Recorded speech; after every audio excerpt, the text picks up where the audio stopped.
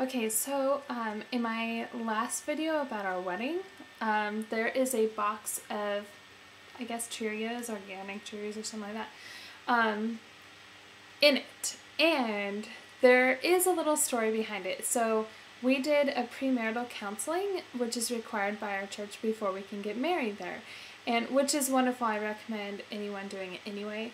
But in one of the things we had to do, we talked about, what did we talk about? Oh yeah, just to see how much we think everything is cost-wise. We talked about finances one time. And so my husband, David, had to talk about like women things and how much he thought it cost, and I had to talk about men things. Well, food got brought up, and he had to talk about cereal and milk. And we love cereal and milk. We eat it for everything. Breakfast, lunch, dinner.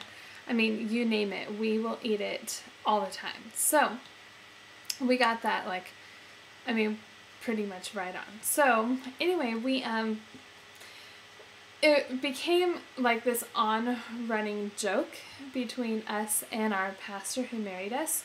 And so for our wedding, he gave us a box, and it talked about, and on it he wrote down like some topics that we had talked about and things pretty much to remind us to help us keep a strong marriage and things like that. So I ended up framing it. It's right here. Let's see if I can get it. I'm on my computer during this, so I don't know if it's any good or not. So my cousin made this frame for me. Am I getting it? I have no idea. And then on it, it says, nourish your marriage, love Ron, God's word, selfless devotion, love, and respect. And those are all things that we talked about in our premarital counseling, and which are all good. So we need to, first of all, stay in God's word and love him first. And then selfless devotion, we need to have just don't think about ourselves first, think about our spouse more before us.